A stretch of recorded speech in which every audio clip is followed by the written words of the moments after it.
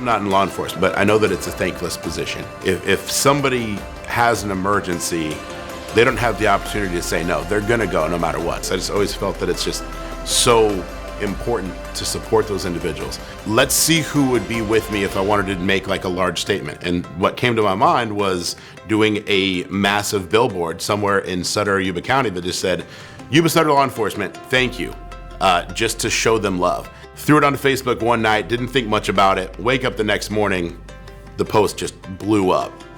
Well, I've never done a billboard before, so let's figure it out. Enter Stacy Runyon and enter Back the Badge. My name is Stacy Runyon, and I am the current president of Back the Badge. It was originally founded by a good handful of spouses, actually, with all the same idea, just being able to support not only their local police department, but how could we do something on a broader scale.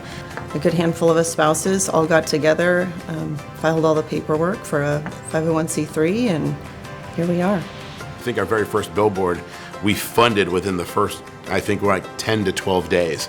There are just so many law enforcement supporting individuals and businesses in this area, and that's something it's just such a draw to Yuba and Sutter counties. I think it was Camp Fire that actually put us on the map, and that was, a tragedy that affected our counties and more counties up north. The sheriff's deputies were out evacuating other people while they were watching their own homes burn. I thought, I bet Back the Badge is going to do something with this, and I think that would be a really incredible thing to be a part of. These families had lost everything, and so we were trying to think of a way that we can give back to these families. And that is how Stacy Runyon and I got in touch with each other. Their own community was completely devastated, so even their own people didn't have, the capacity to help out. How can we help? We developed a Christmas event for the law enforcement families. We took photos of Santa, and they helped provide photo frames for the families because these families had lost everything. We helped with some of the officers up there that had lost their homes, just with clothing for their children. We sent up lots of boxes of goodies, all kinds of snacks, and we just kept sending it up. Well, what else can we do while we're waiting for something to happen? Let's be more proactive. One campaign that we just started last year was trying to offset the cost of some mental health services. Mental health, wellness, all of that is big talk these days, mostly because it's not addressed, right? There's still the biggest stigma. We have a culturally competent therapist that we've connected with. She's really great to work with. First responders benefit from seeing a therapist that's called culturally competent. A therapist has had special training where they know how to work with first responders and their traumas, because traditional talk therapies do not work with trauma.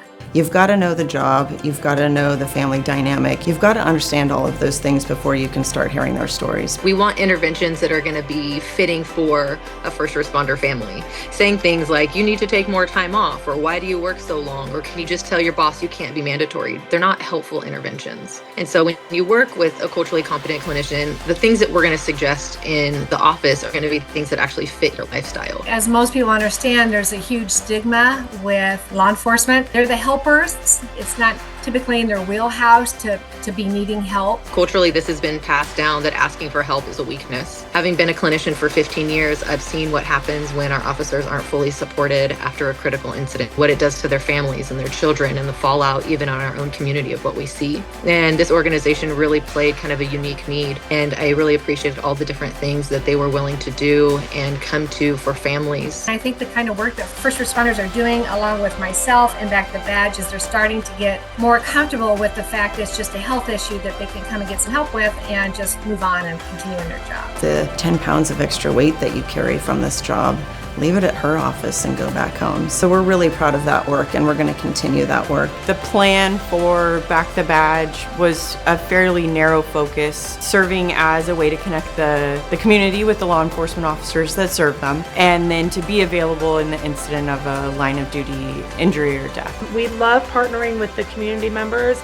that love law enforcement because they need to know that they're loved. Unfortunately, the last few years, they have felt pretty unwanted. And so I do believe that having these nonprofits be able to come alongside the departments and show the heart behind the badge will help their day and day doing their job as well.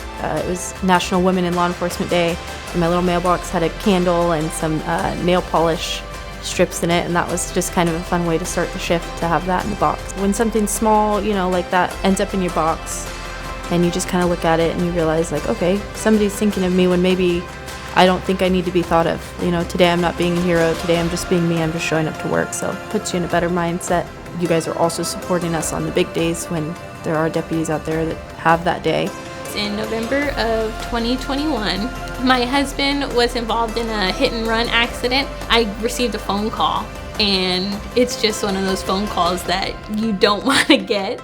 It's not looking good. Brian was in an accident, and I knew he was in his motorcycle, so I already knew instantly like it was not going to be good. Without the help of Back the Badge or support from family members, I wouldn't have been able to go and see my husband every day at the hospital. Some of these people don't even know us, and they're just reaching out to us like if they're family. That was very impactful, and we were just deeply appreciative for all of their efforts that they did. Back the Badge, as much as it's about the officer that was involved, it's equally about supporting their family. I'm sure you're going to hear our biggest impact is probably Tina and Dave Gordon, the Gordon family.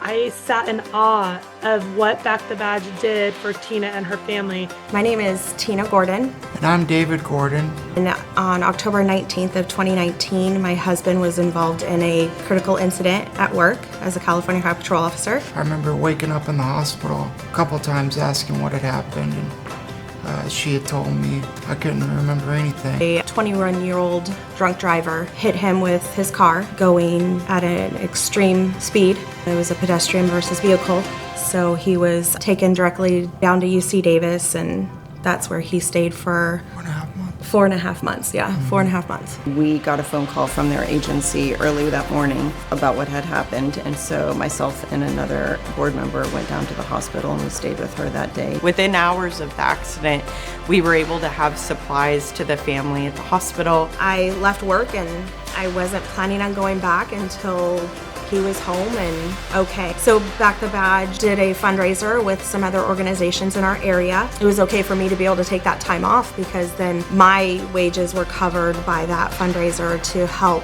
with just our day-to-day home life. It wasn't just the officer, and the doctors took care of that. The agency was always there for him, but there was just so much other work that could be done to help the family. At the time of the accident, our youngest son, he was playing flag football, and we couldn't make it to the games, obviously. Back the Badge board members showed up to his games. They were there to be there when his parents couldn't. And then after that came going home. And going home makes me emotional every time. Their house was 2 stories, so to even bring Dave home, and he needed a place to sleep and facilities to access, and they didn't have that. And we started getting phone calls like, hey, I can help remodel a bathroom. Can you help me to the right people? And so that's what we did. House cleaning, lawn care, those little things that are actually monumental to them when they're in crisis. I think the community will remember the opportunity that they had to welcome Dave home. They tried to keep it pretty quiet from me until the UC Davis media representative came in and I had to sign a waiver. I thought it was kind of funny. I was like, all right, something's going on. For all of us, that was an incredible day to line Lincoln Road and cheer and hoot and holler, and for Dave to see that all the stuff that he had heard about over the 4 months that he was in the hospital, that it was true. The community really did care, and they were there so excited and relieved that he was able to come home. She kept it a pretty quiet surprise to me, but walking out the hospital, there's a bunch of officers there, some of the hospital staff. They had arranged for a limousine to take me and the kids home and a CHP escort. And then when we got home, probably a few hundred people lining the street to our house, so that was super emotional. You know, we saw a lot of people we knew, a lot of people we've worked with, and people from the community and friends and family. And that was something that Back the Badge totally, set up. With the California Highway Patrol, you could go all over the state of California. This was just kind of a place that we had lived before, and we thought it'd be a great place to raise our kids. That fundraiser and what the Back the Badge had done for our family really put ties to our community for us. We felt like I felt like I was at home. There's never been too many things that have been the exact same that are so consistent with like our response to someone. Every time we've like worked with an agency, we laugh and we say, okay, we hope this works. And they kind of look at us and we're like, well, this is the first time we've done this. But we felt like for the first 3 years, and even now actually, we will still say, sorry, this is the first time we've done this. We hope this works out well. Back the Badge is a local law enforcement support agency, but really what it is about for us is connecting the officers that support this community with the community that they serve and support.